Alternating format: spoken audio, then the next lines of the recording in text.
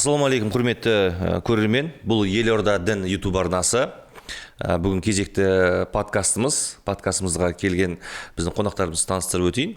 Олжас Сыдықбек, Елорда ақпарат медиа холдингінің басшысы, сондай-ақ өнер адамы. Өйткені бұл мәселені регалиге қосуды қажет. Қазір әңгіме барысында оған себеп болады. Және теолог Талшын Зарқынқызы. Бізде қонақта Әйгерім Бейсенбі, журналист. Бүгінгі тақырыбымыз қазір енді өнер және дін деп аламыз. Дінге келіп жатқан өнерпаздар және өнердің діннің арасындағы байланыс, дін өнерге қалай әсер етіп жатыр, немесе біздің елде қоғамда қазіргі таңда өте көп. Мысалы, біз бұрындары ақпарат көздерінен, ол газет, бір журналдардан оқып қалатын болсақ, теледидардан бір сұхбатқа шықса, қазір кез келген өнер адамның өзінің инстаграмы бар. Кез келген өнер адамның өзінің әлеуметтік желі парақшасы бар. Ол тиктогы болсын, фейсбугі болсын, ютубы болсын, жеке дара өзі бір ақпарат көзі жұмысын жүргізе береді. Оның өмір туралы біз біліп отырамыз сол жақтан. Мысалы, ол жеке сіздің қаншама инстаграмыңыз бар, ақпарат көздеріңіз бар, бақылайсыз ғой. Көп өнерпаздар ораза болған кезде, ол түсінікті, ауызашарда отырғанын, Рамазан айына байланысты біраз ақпараттар, кеңестер береді. Бірақ одан тыс кейде біздің өнерпаздар бір хиджаб кие бастайды, сақал қоя бастайды, Меккеге көп барады. Мысалы, Меккеге барған, умра бір жолдама жеңіп алдым дейді, немесе біреуге сыйладым деп жатады. Осының барлығын сізде бақылап отырасыз ғой. Негізі кейбір азаматтар сыртта үшінші тараптан қарап отқандар. Не істеп жатыр? Жасандылық, оны әдейі істеп жатыр, популист деген сияқты айыптар тағып жатады. Сізде сондай бір айыптарды еститін шығарсыз, кейбір әріптестерге байланысты. Иә, енді әлеуметтік желі арқылы көп көріп отырамыз, біліп отырамыз.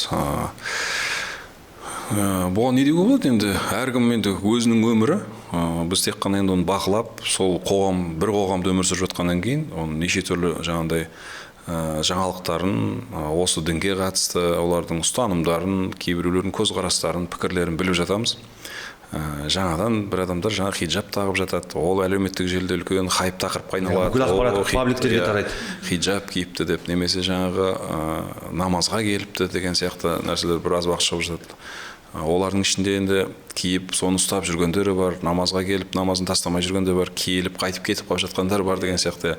Оны да естіп жатамыз. Оған баяғыдан үрке шоши қарайтын еді. Қазір ол бір селт еткізбейтін ақпаратқа айналып кеткен сияқты. Өйткені ол күнделікті естіп көріп жүргеннен кейін оның бір жаңалық болмай қалды ғой енді. Оған адам таң қалмайтын да болдық. Сондай бір өмір, сондай бір қоғамда, сондай бір мезгіл, сондай бір уақытта өмір сүріп жатырмыз ғой деп ойлаймын. Бұл кезінде бір сәнге айналып кеткендей болды да, барлығы жаппай бет бұра бастады әлеуметтік желіге. Бірақ соңғы осы бір қаңтардан кейін дейікші. Қаңтардан кейін бұл сәнге айналмай қалған сияқты. Енді оны қаңтарға қаншалық қатысы бар екен білмеймін, бірақ расында бұл баяғы кездерде, бұрынырақта енді біздің студент кездерімізде, мысалы біздің бала кездерімізде бұл дінді тек үлкен кісілер ұстанатын сияқты, және соған бір дінге жақынырақ, соған бір мамандығы да, өзінің өмір сүру салты да, бір жолы да, бір жақын адамдар ғана ұстайтын сияқты болып көретінбіз, немесе молдалар ғана. Ал енді кейін деп соған жастардың келе бастағандығы жаңалық сияқты болды. Одан кейін орыс тілді адамдар намаз оқыса, ол тіпті бір орысша сөйлейді жаңағыдай, бірақ намазға келіпті деген сияқты бір таңғалыстар болды ғой. Енді қазір ешкім ондай нәрсеге таңғалмайды. Енді бұл жаңағы әлемдік ақпаратта мысалы үлкен жұлдыздар, мысалы футболистер, боксерлар, әншілер, жаңағыдай, мысалы енді Мұхаммед Алилар бастаған, Майкл Джексондар, Майк Тайсон сияқты бір әлемдік тұлғалар осындай дінге келсе, олардың артындағы фанаттарының бәрі солар арқылы дінге келіп жатты. Өйткені олар сондай кумирлары, дінге келу бұл артындағы әлеуметті, соны артынан еруші әлеуметті де сондайға әкеп жатты. Сол кезде бір үлкен дүмпу туғызған уақыттар болды ғой деймін. Одан кейін енді оның осылайынан дінге келіп жатқан адамдар көп болды. Одан кейін анау баяғы 2001 жылғы Америкадағы оқиғадан кейін де адамдардың жаппай дінге келуі мысалы көбірек болған екен да. Ана ол кезде Бен Ладенге жапты, жаңағыдай самолет соғылған кезде. Содан исламды қаралады. Енді білесіздер кімдер қаралап жатқан. Сол кезде жаңағы ислам бір жауыздықтың діні, бір жаңағыдай бір террористердің діні сияқты қылып көрсететін ақпараттар осы бағытқа қарай жұмыс жасады. Сол кездерде әлемнің халқы шынында да осы ислам сондай бір терроризмді насихаттайтын, соған бастайтын дін ба, осы елдің бәрі терроризм деп айтып жатыр, көрейікші деген сияқты қызығушылықпен ашып оқып көрейікші, Құранда не депті, хадистерде не депті деген сияқты сол ақпараттарды ашу арқылы керісінше дінге бет бұра бастады. Иә, керісінше сол кездерде дінге ислам дінін қабылдаушылардың қатары қатты артып кеткен екен де, олардың исламнан бездіреміз деген мақсаттағы дүниелер оған кері ойнады. Алланың есебі оларда мықтырақ қой, сондай осындай жағдайлар болды. Бұл мәселеге қазір қайтып ораламыз. Талшықхан, біздің тақырыбымыз енді өнер дегеннен кейін басым көпшілік осы өнерде жүрген жастар ғой. Енді сіздер Әйгерім екеуіңіз осы студияда қыз-келіншек тарапынан келіп отқаннан кейін қазір мысалы өнердегі біраз әнші қыздар осы Инстаграмға кіреді, барлығы хиджаб кие бастады. Ол халық ауылда айтып шулай бастады. Негізі қазақша айтатын болсақ, бұрындары кәдімгі сахнада еркіндіктің бір қазақы арудың символы болып жүргенде бәрі жаппай хиджаб кие бастады. Сосын көп жерде сахнаға бармайтын болды, кейбір отырыстарға бармайтын болды, кейбір жиындардан бас тарта бастады. Әлеуметтік желісінің бағыты мүлдем өзгеріп кетті. Және кейбіреулері бар, барады да солай жарқ етіп шығады да, біраз уақыттан кейін қарасаң, қайтадан сол хиджаб жоқ, қайтадан сахнада жүреді, сол бұрынғы бармайтын орталарында барлығы жүреді. Бұл не тенденция бұл өзі, қалай? Енді ең әуелі бір адамды сөкпес бұрын, немесе оларды бір ортаға бір дәрежесін түсірмес бұрын, біз бірінші діннің тұрғысынан айтайық. Ислам діні, және ағамыз айтып жатыр, көп жерден де адам оққаннан кейін, әрине ислам діні негізі білімін терең алған адамнан оның көзқарасы өзгереді міндетті түрде. Немен өзгереді? Яғни ислам діні ол ынтымақ пен берекенің діні екені. Және де ислам діні негізі қарапайымдылықты талап етеді. Қарапайымдылықты жақсы көреді, және де сол исламға келген пенденің осы қарапайым болуын және қадағалайды ислам діні. Өйткені асыл пайғамбарымыз Мұхаммед, оған Алланың игілігі мен сәлемі болсын, егер де біз ол ислам тарихын әу бастан оқитын болсақ, жалпы ол қандай қоғамға келді бұл дін? Сондай надандық, шарқ ұрған адамның құқығы жоқ, әсіресе әйел адамның құқығы төмен болған кезі. Сол кезде осы исламды жіберу арқылы жаратушы Алла адам баласына міне тепе-теңдік, жәнегі ер мен әйелдің құқығындағы теңдігі, ол жердегі әйелінің өзінің әйел орнының сифатын және де дәрежесін көтерді осы ислам діні арқылы. Әйел адамға отбасында, қоғамда және көпшілік жерде бір үлкен дәреже берді әйел адамға. Сол сияқты ер адамның және отбасындағы басшы екенін, оны тіпті Құран аяттармен келтірді.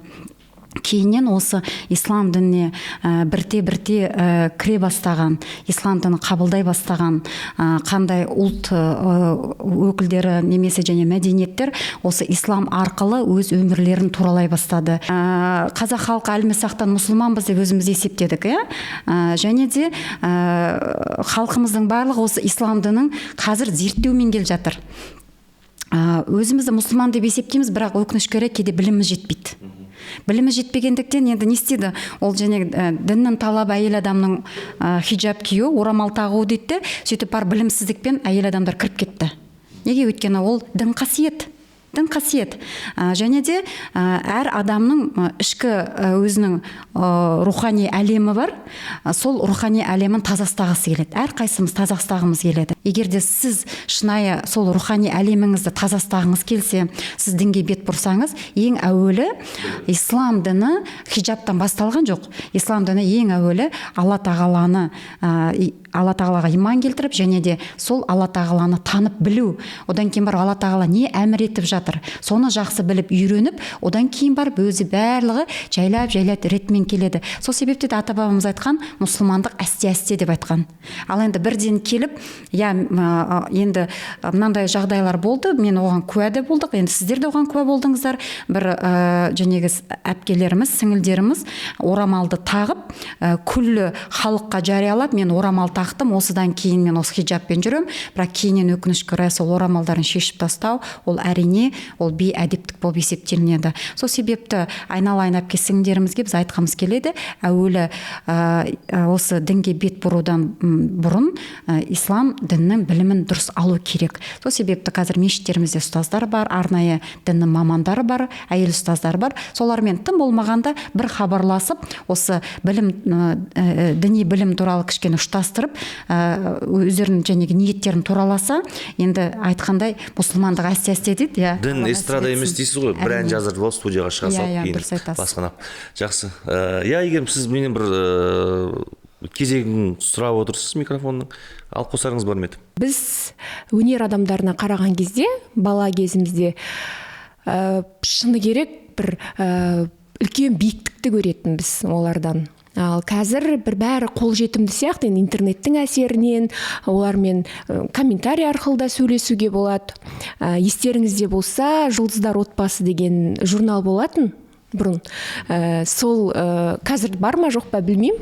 Сол Жұлдыздар отбасы деген журналда әншілер, әртістер келетін, соларға звондап сұрақ қоюға болатын.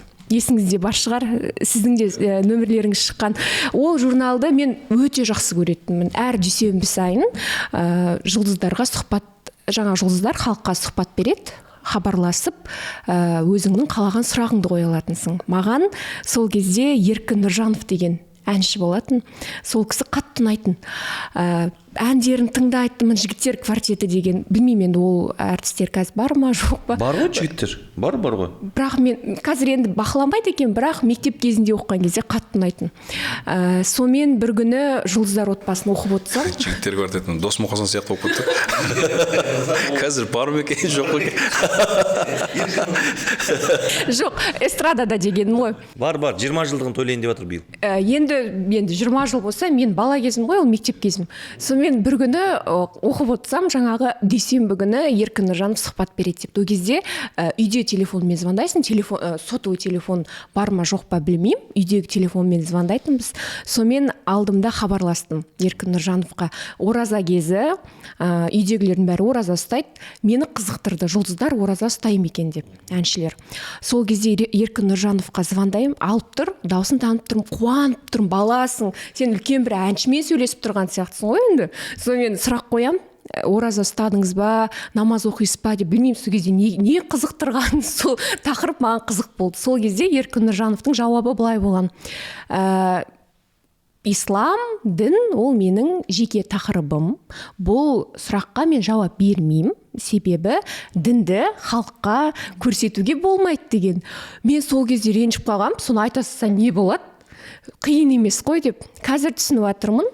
Шындығында да дін ол бір жария ететін, халыққа паш етіп оны көрсететін. Жаңағы қазір хит болды, телефондарына мынандай жазу жазады: мен орамалға келдім, мен намазға келдім, мені мешітке Меккеге шақырып жатыр деген сияқты бір жазуларды жазады телефондарына, сосын жақындарына көрсетеді, эмоцияларын білгісі келіп оны телефонға түсіреді. Қазір бәрін жарияға көрсетеді. Соны көремін да, кішкене іште ой туады. Сонда бар жоғы 10-15 жыл бұрынғы болған жаңағы жария етуге болмайды, дін ол адамның жеке тақырыбы, бұны жүректе ұстау керек деген нәрсе қазір жоқ болып баратқан сияқты. Негізімен бір сұрайын деген бұл мәселеге ораламыз. Мысалы, дінтанушы ретінде жауап беріңізші. Мысалы, Олжас мырза, сізде егер алып қосарыңыз болса, мысалы, бір танымал эстрада әншісі орамал киді, хиджаб киді, артынша хиджабын шешіп тастады. Кейін мен сұрадым, неге шешіп тастадың деп. Енді ол сол кезде ажырасқан екен, хиджаб киген екен, тойы жоқ дейді. Мен бала шағамды кім асырайды дейді. балам бар, кім асырайды? Сосын амал жоқ, мен хиджаб, содан бола ақша табу үшін ғана хиджабын шештім да тойға кіріп кеттім дейді. Сол ғана дейді, мысалы, басқа. Осындайда не деп жауап, не айтуға болады ондай, мысалы, баламды асырау үшін әлеуметтік жағдайым төмендеп кетті дейтіндерге? Енді ол әйел адам, иә? Әйел адам. Аты кім? Түсіп тұрсың. Иә. Сізге жол берейін. Сіз өзіңіз айтыңыз. Сіз жауап беріңіз, иә. Атын сұрағысы келді бұл кісі. Мен ер адамды сыйлап отырмын. Мысалы, көп ондай нелер, әлеуметтік жағдай үшін, табыс табу үшін бас тартып кеткендер. Өзі исламның өзінде дінді жаңағы иман жаңартып отыру керек дейтін дүние бар ғой. Иман тез ескереді. Енді жаңағы қазіргі тұрмыс бар, қоғам бар, өмір сүріп жатқан орта бар, соның арасынан жүріп жаңағы исламның нелерін ұстап жүру, әйел адам болса енді оған қиын ғой негізі. Шынында да егер ол жаңағы сіз айтып отқандай енді ажырасқан дедіңіз бе? Иә. Енді ажырасқан адамға енді оған шынында да егер ол мен намаз оқимын, мен хиджабтамын, мен тойға бармаймын, мен ана жаққа бармаймын деп отыра берсе, шынында да бала шағасын кім асырайды? Енді ондай дін ұстап хиджабқа келгеннен кейін оның бір арқа сүйер азаматы болып, сол асыраушысы болып, оған сондай бір жағдай жасалса, ол сол мүмкін солай ұстап жүруіне оған мүмкіндігі бар еді. Енді кінәлай алмайсың да қазір. Сол мен де сол жауабын таппадым да өздеріңізден сұрайыншы дедім. Қалай кінәлаймын мен онда? Ал енді ол мен жоқ, мен тек осы орамалға келдім, енді тойға бармаймын деп. Десе оның басқа кәсібі бар ма мысалға? Мысалға ол бала шағасын шынында да қалай асырау керек? Өз-өзін қалай жанын бағу керек? Ол онда демек оның бәрінен бас тартып, мен тойға бармаймын, ән айтпаймын, ән мысалға жаңағы харам екен деген сияқты о жақтан кетіп жататын болса, ода басқа кәсіп болу керек қой. Немесе оған соған кету керек. Ол да енді бір жағын былайша айтқанда жертва жасау керек та, бір жағын құрбан ету керек. Орамалмен ән айтуға болмайды. Енді орамалмен ән айтуға болмайды деген сөз жоқ қой. Орамалмен ән айтуға ол өзінің егер ұстаным, сол енді өзінің жаңағы онда өзінің несін айшықтап алу керек та, сахнадағы образын. Форматын. Қандай әндермен шығады, оның жаңағы несі стилі қандай болады, соған бағыт.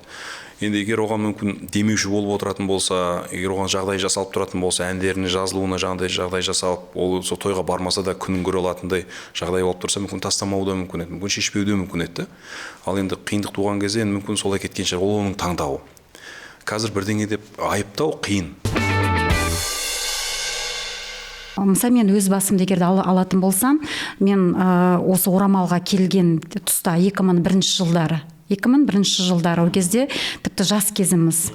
Орамалға келу, дін жолына қалай келдік? Дін жолына мен мысалы өзімнің нағашы атам үлкен молда болды, ол қанмен дарыды, ол имандылық жолы, яғни анам ақ орамалда болды. Сол анамның ақ орамалы мен енді осы дін жолыма келуіне жетеледі ма деп сондай бір өзімнің бір сенімім бар да. Сол анамның ақ орамалын өмір бойы ақ орамалын көріп, ол кісінің аузынан сол жәнегі атамыздың сондай өнегелі, осы тәрбиелі, мәнді сөздері ауыздан шығып отырған кез сол құлағымызға, жадымызға сақталып, құлағымызға кіріп, жүрегімізге сіңді. Сол 21-22 жасымызда орамалға келуге әбден себеп болды деймін. Ал енді сол кезде мен өзімді өзім тәрбиеледім. Біздің мемлекетіміз сол 91 жылдары егемендік алған кезде зайырлы мемлекет екенін біле тұра, ертең орамалмен мемлекеттік мекемелерге жұмыс істеу қиын болады деп, бірақ мен сол дін жолына бетімді бұрғаннан кейін осы орамалды енді таққаннан кейін өлілгенше шешпеуге деп өзіме бір серт беріп, сол орамалды әлі сол орамалға адал болып келе жатырмыз. Енді бұл жолда жәнегі мен осы орамалды тақтым, мен бала шағамды асырай алмай қалдым, немесе мені ешкім құрметтемеді деген түсінік күні бүгінге дейін жоқ. Шын айтқанда. Өйткені мен де көп балалы аналар қатарындамын. Сол осы орамалымен тіпті мемлекеттік мекемелерге де барып жұмыс істеп жатқан кездерім бар. Қараңызшы, яғни бұл жердегі мен айта кетейін деген зайырлы мемлекет бола тұрады, бірақ кейбір мамандарды сол тапшылығына байланысты орамалға да қарамай біздің мемлекетімізді алып жатыр жұмысқа. Неге? Тапшылығына байланысты. Ол сол өзінің мамандығының иесі болса, мықты маман болса, оны тіпті мемлекетіміз соған да қарамай жұмысқа алып жатыр. Ал енді өзімізді өзіміз ақтау деп ойлаймын. Өзімізге бір жәнегі не табу, бір себеп жәнегі сылтау табу деген сияқты. Сол себепті біздің мемлекетіміз бүкіл орамалды әйелдерге жағдай жасап жатыр. Біз осыны жақсы білейік. Ешкімді жәнегі нан нансыз тамақсыз қалтырып жатқан жоқ. Сол себепті шынайы өзінің жәнегі сенімін жүрегіне ұялатқан болса, ол қазіргі біздің мемлекетімізде орамал мәселе емес бір. Енді айналамызда адамдар бар, жан-жағымызда естіп жатамыз ғой, енді жаңағы жұмысқа орналастырылмай жүрген, резюмесін анда апарады, алайын десе бірақ орамал бар, орамал тағады екен деп алмай қайтарып жіберген жан. Мысалы экономист болады, юрист болады айналамызда жүргенде. Солар жаңағы қызым орамалмен соны жұмысқа алмай жатыр деп өтініш жазып бір жерге барма бір алатын деген, енді олардың өздері сондай бір соны орамалды дұрыс түсініп қабылдай алатын бір ортаға барса екен деп не алады да. Көп жерде шындығында енді ондайда орамалдан да жаңағы намаз оқитын адамдарда бір қорқыныш үрей бар, ортада бар ғой, ол қоғамда жоқ емес, аулағырақ жүрейік деген сияқты бар да. Сондай да бір кедергілерден енді ұшырап жататын жағдай болады. Бірақ енді шындығында келгенде айтады ғой, енді асырайтын ол Алла, ризық Алладан деп. Енді шын ниеттенген адамға, шын ұстанған адамға ол өзі бір жолын тауып береді ғой. Бір сұрақ бар да менде. Бұл мәселені бекер көтеріп отқан жоқсыз, өйткені осы соңғы бір жыл болып қалды. Олжас мырза, сен де ақпарат саласындасыз ғой. Мониторинг бар шығар сізде де, мысалы, Әйгерім сізде де.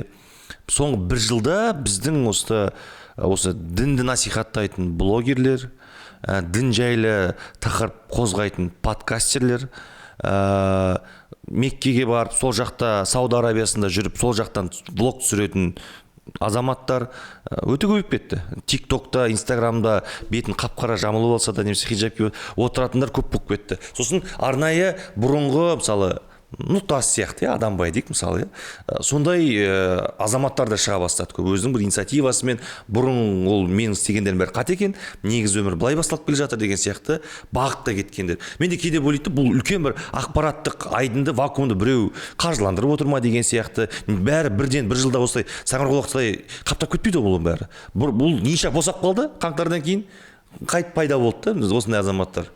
Сол менде сұрақта бұл қалай деген сияқты. Сіздерде сондай зерттеу болды? Менде болды. Енді дін саласында жүрген журналист ретінде менде қызығушылық болды. Өйткені подкасттар көп.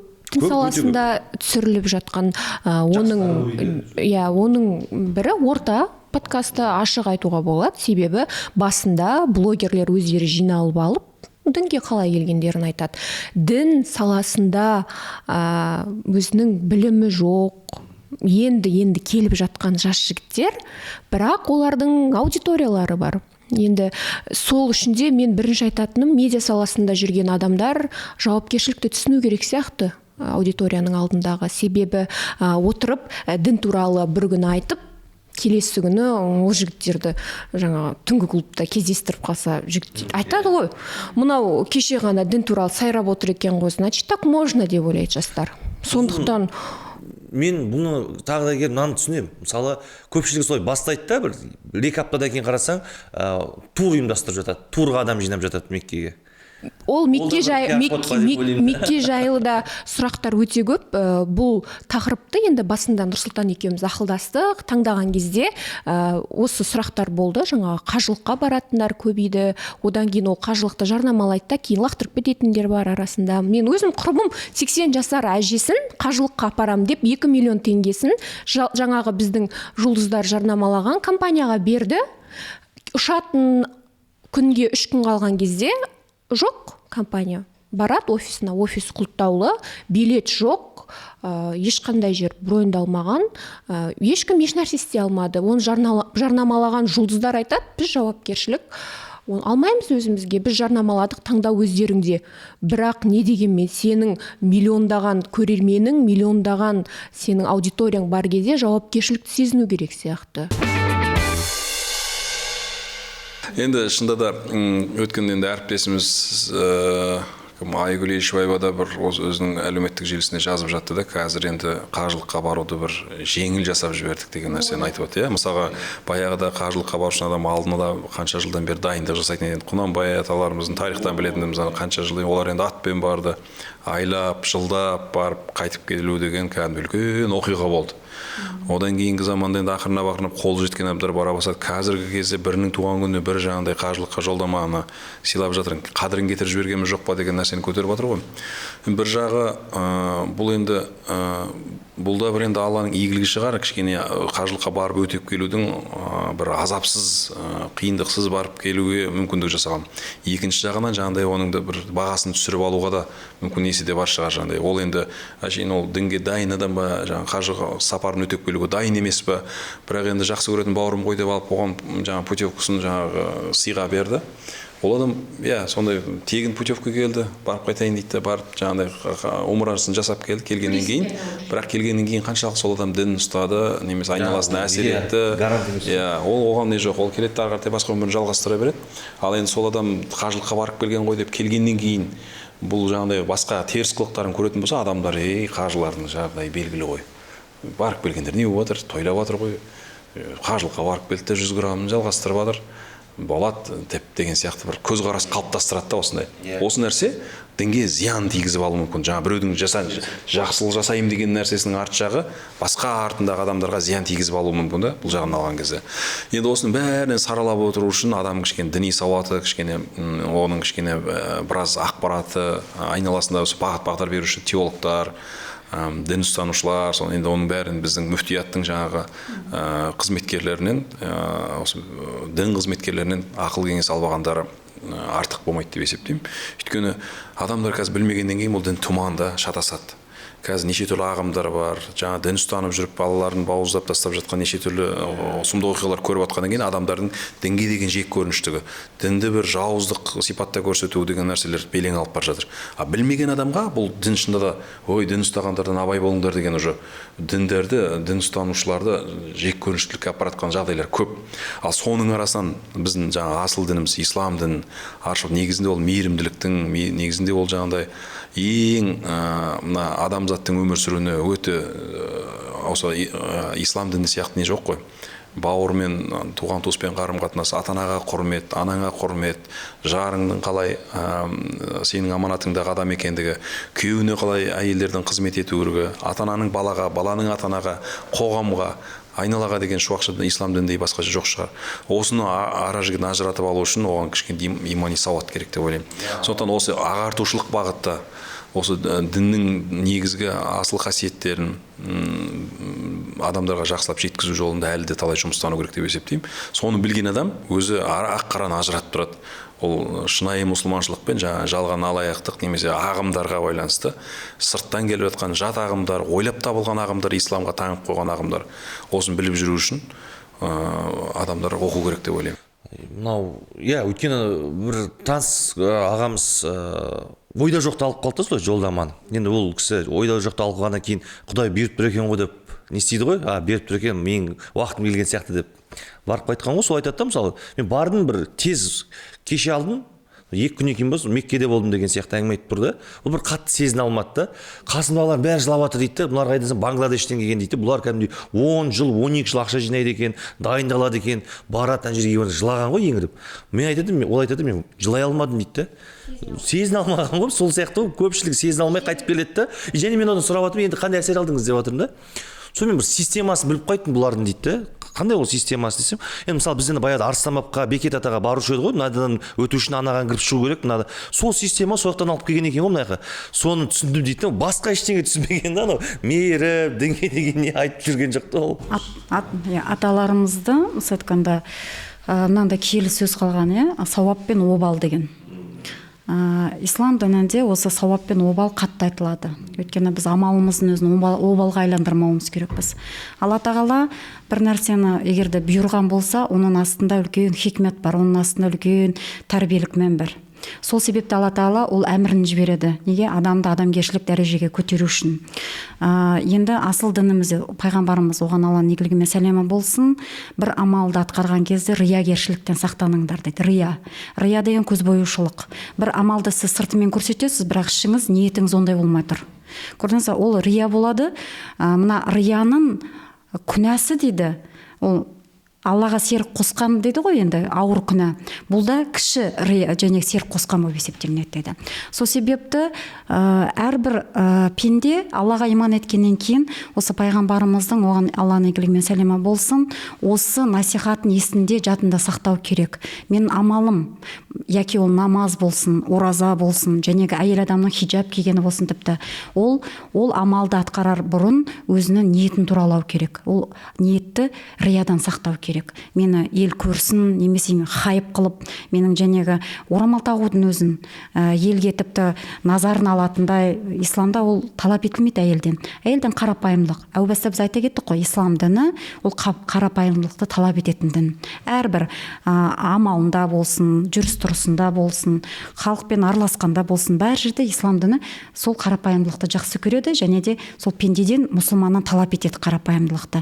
Міне әйел адамның қарапайымдылығы, оның және отбасындағы бала-шағамен араласуы, оның жұбайымен қарым-қатынасы, соның барлығында міне әйел адам мұсылманмын деп өзін есептесе, осы қарапайымдылықты қай жерде болсын ұстауға тырысу керек. Сосын бізде қазір мынандай, енді қазіргі айналамыз дінге келді бауырымыз деп жатады да. Дінге келді жаңа қарындасымыз. Ол туылғаннан біз дінге келіп қоғамыз ғой, мұсылманбыз. Дүниеге келген кезде біз ата-бабамыз ұстанған дін ол ислам діні. Біз басқа Буддадан келгеніміз жоқ. Я болмаса жаңа басқа діннен біз туылғаннан осы бабаларымыздың жолы мұсылманбыз. Адам дүниеге келсе жаңа қалжасын жеп ары қаратай салт дәстүріміз бар. Қайтыс болса жаназасына барып тұрамыз. Ол намаз оқымалса да, немесе жаңа қажылық өтемесе де сол ислам шарттарын орындап жүр адамдар. Намаз оқу білмеген адамның өзі жаназасына барып топырақ салып жерлеп, ислам шарттарында енді бар ғой енді қайтыс болған. Оның жаңағыдай сондықтан енді бұл жерде дінге келдік, не қылдық деген нәрселердің кішкене несін салмақтап ажыратып алу керек сияқты. Осы нәрсенің өзінде қоғамда жай ғана қарапайым нәрселер ғой бұның өзі. Осындай нәрселер бар. Айгерім, мысалы осы тақырыпты идея тастаған өзің ғой. Қазір хиджабқа қайтып ораламын. Менде екі мәселе бар да. Мысалы қазір көп қыздарда андай болып кеткен. Күйеуге тию үшін, ертерек күйеуге тию үшін, отбасы болу үшін сондай қадамдарға барды. Осы идеяны өзің де тастадың. Негізі ондай көп қой. Ол мен күні кеше тиктокта отырмын, алдымнан интересный деген бар ғой, содан бір видео шығады. Жаңағы подкастта әңгіме болып жатыр. Бір жігіт айтады, маған келіп дейді қыздар, қалай күйеуге тием десе, бірінші айтам дейді, сен исламда бол, екіншіден сен орамал тақ деп айтам дейді. Сразу дейді ғой, 100% сен күйеуге тиіп кетесің дейді. Сонда ол жерде жаңағы дайындық, діни білім, Аллаға құлшылық, Алланың разылығы үшін орамал тағу керек деген ортадағы қадамдардың бәрін алып тастайды да, бірден өтіп кетеді ғой күйеуге тию. Сонымен мен өзім таң қалдым. Қалай сен медиа саласында жүрген адам ретінде, сенің мыңдаған, миллиондаған подписчигі бар адам ретінде сен қалай осылай жеңіл айта саласың деген менде ой туындады. Сонда қыздар орамалды күйеуге тию үшін ғана тағады екен. Ол қаншалықты ары қартайға неке баянды болады. Неке баянды болады, одан кейін ол қыздардың жаңағы шешіп тастамауына қаншалықты кепіл бар. Ол әшейін күйеуге тигенге дейінгі ғана уақытқа ол соны пайдаланып тұр да. Енді ол шынайы мұсылманшылықтың шарттарын орындау үшін емес. Ол жай өтіп кету үшін, бір көпірден өтіп кету үшін сияқты. Енді көпірден өтіп кеткеннен кейін жаңа Нұрсұлтан айтты ғой, ажырасып кетіп, орамалын шешіп тастағандар бар деп. Сонда күйеу үшін тағасың, главный жаңағы галочка бар ғой, күйеуге тиді деген қыздар. Сол галочканы орындағаннан кейін орамал шешіп тастай салу, ол бір өте жеңіл қылып тастаған. Біріншіден, екіншіден адамдардың жаңағы көңілі расымен ауады екен. Өзім ойланып қалдың ба? Жоқ, ойланып қалған жоқпын. Өзім көзіммен көрдім. Съемкаға бардық мешітке.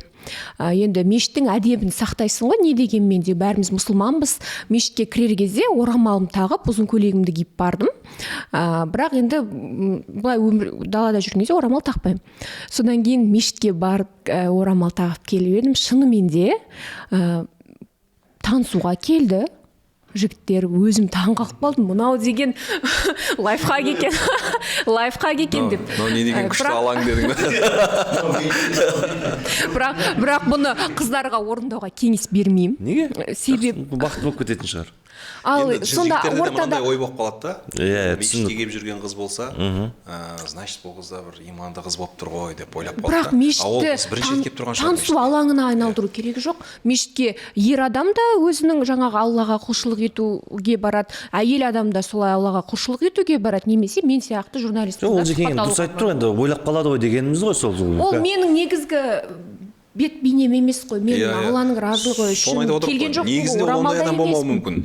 Бірақ ол мешіттің қасынан көргеннен кейін жігіттерде андай ой болып қалуы мүмкін. Мына қыз мешітке келіп жүрсе, жаңағыдай дұрыс қыз болды ғой. Енді сіз иманды қыз мысалға болды ғой. жігіт ретінде солай ойлайсыз ба? Қыздар орамал болса болды, бұл қыз Жоқ, олай ойламаймын. соны бір жігіттердің ойы сияқты. Себебі Бес саусақ бірдей емес, әркімнің ойлау қабілеті әртүрлі ғой, сол сияқты. Қазіргі таңда енді сіздің сөзіңізді тыңдап отырып мен таңғалып отырмын. Иә, мен естіп жатырмын, бірақ деседен қазақта сөз бар ғой, өз қолыңды өзің кеспейсің дейді. Ол бәрі біздің қазақтың үлбіреген қыздары, олар да мысалы айтқанда мүмкін жақсы жар болғылары келеді. Енді әркімнің ниеті әртүрлі ғой, және сіз айтқандай бес саусағы бірдей емес.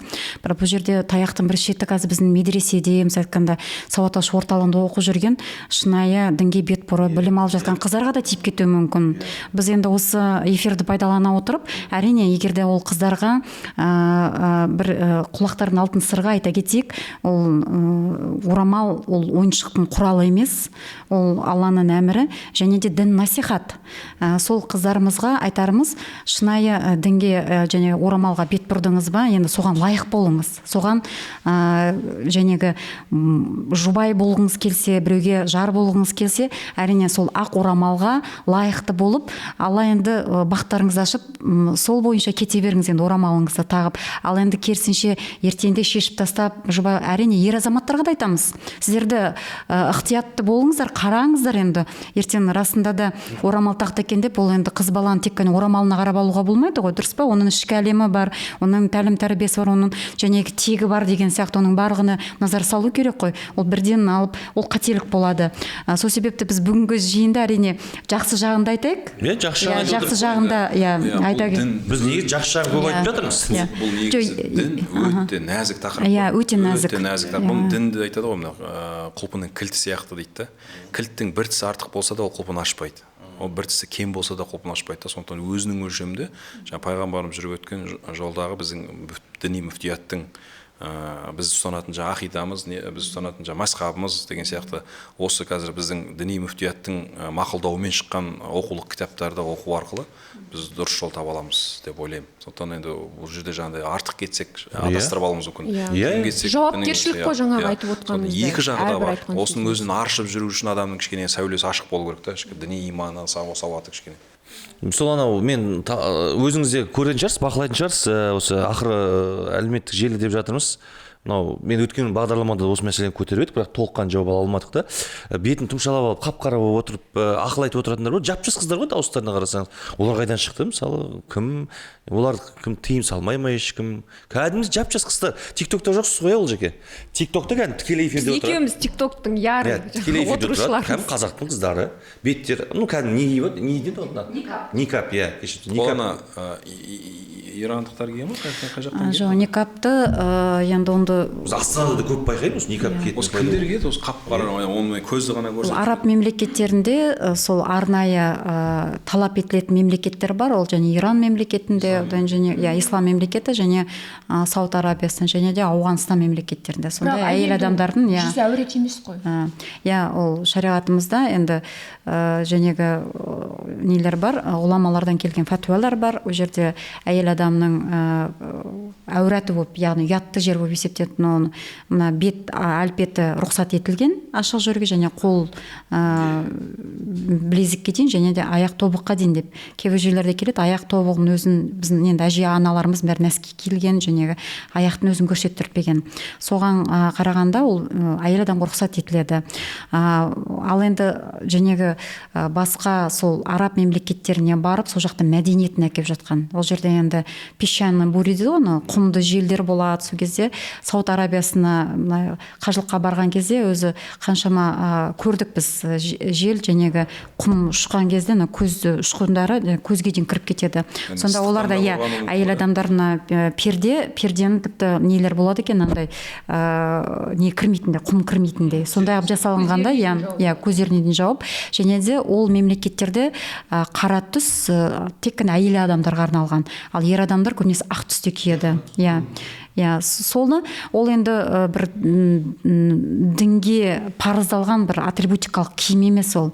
Бірақ өкінішке орай біздің елімізде сол киімдерді әкеп біздің елімізде жаңағы қыз келіншектер осыны бір діннің бір парыз етілген киімі сияқты қылып, соны киіп, және аяққа кездері осы TikTok желісінде әсіресе түннен кейін әйел адамдардың түн жарымда, мысалы айтқанда 12-ден кейінгі қарауса сол сол киімде әйел адамдар көп тікелей эфирге шығып отыр. Олардың кәдімгі қауымдастығы бар екен, анау топ бір суретке түсіп. Енді бұл жерде біріншіден адамдар көп отырады ғой.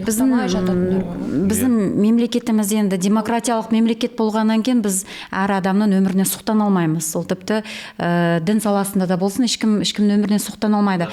Бірақ мемлекет сұқтан алады қай жағдайда? Егерде ол адам қауіпті және экстремистік ойлар айтатын болса, немесе террорлық әрекеттерге апаратындай ойлар айтатын болса, ондай жағдайда ол мемлекет тарапынан жәнегі тыйымдар салынады. Негіз бағдарламамыздың соңына да келіп қалдық. Сіздерге көп рахмет. Келесі жолы менде бір мәселе бар еді, оны екінші бағдарламаға қалдырайық. Мысалы қазіргі таңда біздің қазақстандық дизайнерлер осындай әдемі шығарады, және тақия шығара бастады. Тақия, анау темір нелермен, әшекейлермен. Ол да маған ұнайды. Мысалы маған ол жаныма жақында, мысалы ол мені үркітпейді, мысалы әдемі қазақы бір, ол да күшті деп ойлаймын. Жақсы ғой, негізінен кез келген жабық біздің ұлттық өзіміздің киімдеріміздің өзі әдемі ғой. Бірақ енді қазіргі уақытта мысалға сол күйінше ала салсаң, ол сөйтіп сол күйінше көшеге киіп шыға алмайтын киімдер де ол мысалы. Бірақ қазір дизайнерлеріміз құдайға шүкір қазір сол қазақы бір колоритін сақтай отырып, неше түрлі көшеге де, жұмысқа да, тойға да күнделікті киетін киімдер неше түрлі тігіп жатыр. Енді оны киіп те жатқан адамдар қазір көшеге, әсіресе танымал адамдар киіп, Инстаграмнан неден көріп жатырмыз ғой, неше түрлі. Бұл енді бірте-бірте соған қарай алып келе жатыр. Тіпті бір кездерде уақыт келетін сияқты, сондай киіммен жүру мақтанышқа айналады. Мысалы қазірдің өзінде мақтаныш. Қазірдің өзінде мысалы нақышта киініп алған қазір. Тақия, тақия қатты ер жігіттер үйретіп алды. Тақия қыз келіншектерімізде де сол байқалады да. Сосын камзол, әшекейлер, жігіттер шапан кие бастады қазір. Шапан кие бастады. Әдейілеп. Қыздар жаңағы бірақ айтып жатыр ғой, тұрмысқа шықпаған қыздарға ғана болады тақия киюге, ал тұрмыста шыққан қыздар ары қарай кимешек кию керек. Өйткені жаңағы оның да кию өзінің тәртібі болады деп жаңағы үлкен әпкелерімізден естідік. Сондықтан енді 90 ауыз сөзін тоқтай түйінін келтірер болсақ, әркім өзінің сөзіне, өзінің іс-әрекетіне жауапты болу керек деп ойлаймын, өзімнің пікірім. Және де дін туралы, дін саласының мамандары айтса, бір құба-құп болатын еді. Аккаунтыңа салатын, парақшаңа жариялайтын әрбір материалдың жауапкершілігі бар, соны сезіне білу керек қой адамдар қазір. Жақсы, рахмет сіздерге, құрметті көрермен. Біздің каналға жазылыңыздар, пікір қалдырыңыздар, лайк басыңыздар. Дер кезінде көрем десеңіздер, онда қоңырауды басуды ұмытып кетпеңіздер. Рахмет сіздерге. Күтеміз сіздерді.